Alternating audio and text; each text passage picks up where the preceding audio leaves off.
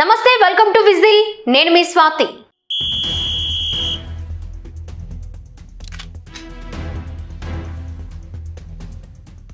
ఏపీలో మంత్రివర్గ విస్తరణకు ముహూర్తం ఖరారైందా? దాదాపు 8 మంది మంత్రులకు ఉద్వాసన తప్పదా? జగన్మోహన్ రెడ్డి దూకుడు నేపథ్యంలో సీనియర్లకు స్థానం కల్పించాలని పసుపు దళపతి చంద్రబాబు భావిస్తున్నారా? జగన్ త్వరలో పాదయాత్ర ప్రారంభించడం ఖాయమేనా? తొలగించే మంత్రులెవరు? అదృష్టం వరించేది ఎవరిని? కమ్మ సామాజిక వర్గానికి డిప్యూటీ స్పీకర్ పదవి దక్కనుందా? పల్నాడు జిల్లాకు ఈసారి అవకాశం దక్కనుందా? కొత్త కేబినెట్ పై పార్టీ వర్గాల్లో విస్తృత చర్చపై మహానాడు పత్రిక editor, senior journalist Marthi Subrahmanyam edit page నుంచి ఈ వీడియో లాగ్.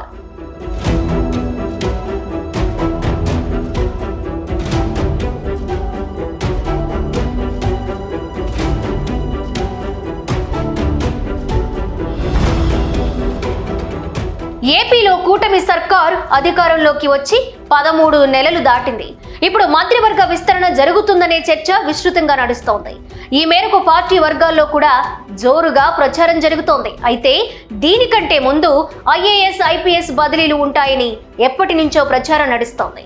ఈ నెల 30న చంద్రబాబు సింగపూర్ పర్యటన ముందే బదిలీలు ఉంటాయంటున్నారు ప్రభుత్వ పెద్దలు. ఇక సీఎం సింగపూర్ పర్యటన తరువాత మంత్రివర్గ విస్తరణ ఉంటుందని భావిస్తున్నారు. ఆగస్టు 6న ముహూర్తం ఫిక్స్ చేసినట్లు సమాచారం. నిజానికి ఆగస్టులో విస్తరణ ఉంటుందనే ప్రచారం చాలా రోజుల నుంచి జరుగుతోంది. ఈ విస్తరణలో సుమారు 8 మందిపై వేటు పడే అవకాశం ఉన్నట్లు తెలుస్తోంది. ఏడాది పాలనలో వారికి ఇచ్చిన అవకాశాల్ని సద్వినియోగం చేసుకోలేదనే మాట బాగా వినిపిస్తోంది.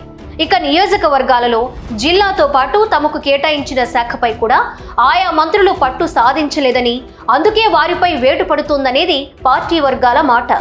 ప్రస్తుతం మంత్రులుగా కొనసాగుతున్న వారిలో వాసంశెట్టి సుభాష్, కొండపల్లి శ్రీనివాస్, రాంప్రసాద్ రెడ్డి, ఆనం రామనారాయణ రెడ్డి, పార్థసారథి, కందుల దుర్గేష్, అచ్చెన్నాయుడు, సంధ్యారాణి వీరిపై వేటు ఖాయమనే మాట వినిపిస్తోంది.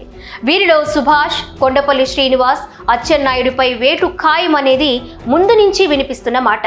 ప్రస్తుతం పార్టీ రాష్ట్ర అధ్యక్షునిగా కొనసాగుతున్న పల్లా శ్రీనివాస్ను మంత్రివర్గంలోకి తీసుకుంటామని చంద్రబాబు గతంలోనే ప్రకటించారు. ఆయన స్థానంలో మరోసారి అచ్చెన్నాయుడుకు పార్టీ పగ్గాలు అప్పగించే అవకాశం ఉంది. యాదవ సామాజిక వర్గానికి చెందిన పల్లాకు ఛాన్స్ ఇస్తే పార్థసారథిని తొలగించడం ఖాయమంటున్నారు. ఇక ప్రస్తుతం డిప్యూటీ స్పీకర్ గా ఉన్న రఘురామకృష్ణంరాజుకు కేబినెట్ బెర్త్ ఖాయమంటున్నారు. క్షత్రియ వర్గం నుంచి ప్రస్తుతం 7 ఎమ్మెల్యేలు ఉన్నారు. కానీ కేబినెట్ లో వారికి చోటు దక్కలేదు. ఆ లోటును రఘురామకృష్ణంరాజుతో భర్తీ చేయనున్నారు చంద్రబాబు. గెలిచిన తొలిసారే మంత్రి పదవి దక్కించుకున్నారు వాసంశెట్టి సుభాష్. సరిగ్గా ఎన్నికలకు 4 నెలల ముందు వైసీపీకి రాజీనామా చేసి టీడీపీలో చేరారాయన. ప్రస్తుతం ఆ పనితీరుపై చంద్రబాబుతో పాటు పార్టీ నేతలు కూడా అసంతృప్తిలో ఉన్నారు. దీంతో సుభాష్ తొలగింపు ఖాయమనే మాట తెలుస్తోంది. ఆయన స్థానంలో అదే సామాజిక వర్గానికి చెందిన పితాని సత్యనారాయణకు అవకాశం ఇస్తారా లేదా అనేది తెలియాల్సి ఉంది.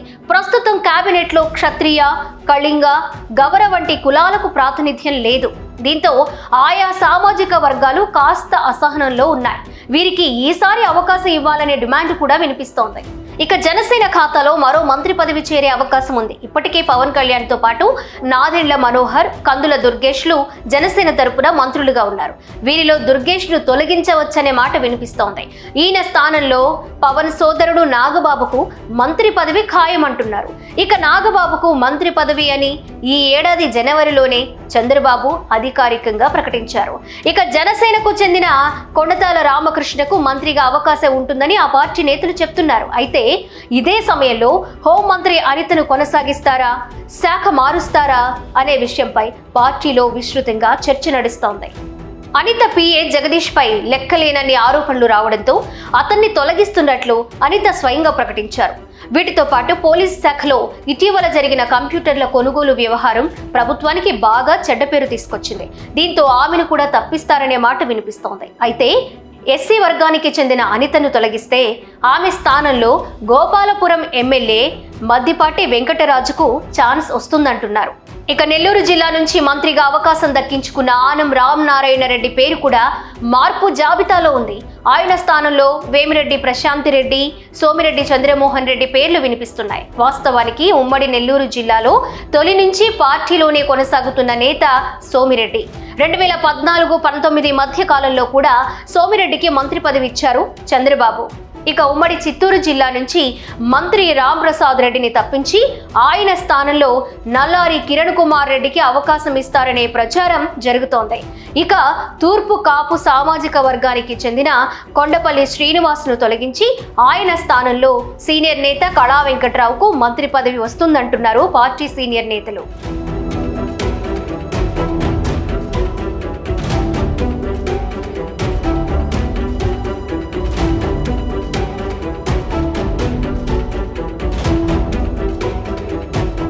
ఇటీవలి కాలంలో ఉత్తరాంధ్రలో కాపుల ప్రాధాన్యత తగ్గిపోతుందని, వారి స్థానాన్ని వెలమ వర్గం ఆక్రమించుకుంటుందన్న విమర్శలు బాగా వినిపిస్తున్నాయి.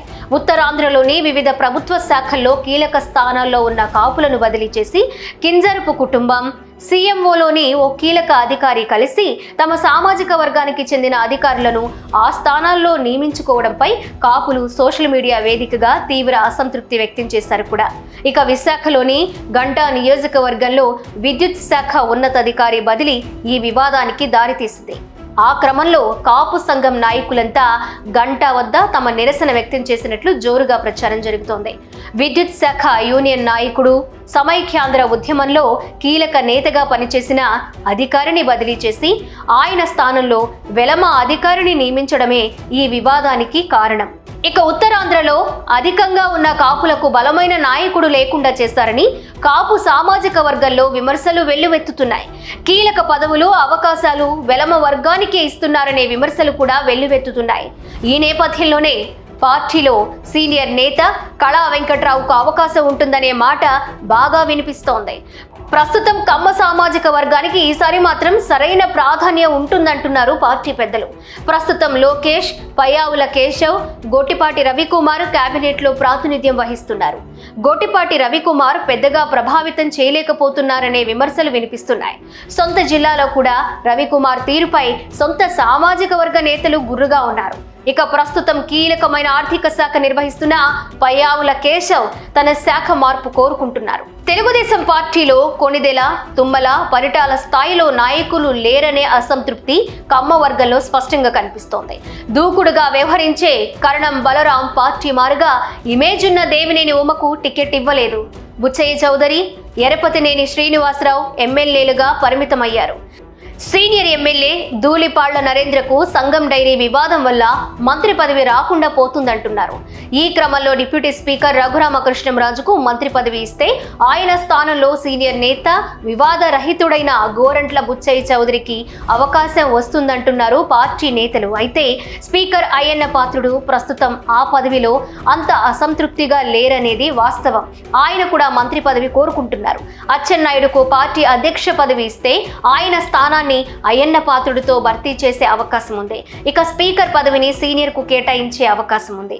వీరితో పాటు మంత్రి ఫరూక్, సవిత, నాదెండ్ల మనోహర్, అనగాని సత్యప్రసాద్, టీజీ భరత్, బీసీ జనార్దన్ రెడ్డి, వీరాంజనేయ స్వామి, కొల్లు రవీంద్ర శాఖలు మారే అవకాశం ఉందనే చర్చ పార్టీ వర్గాల్లో జరుగుతోంది.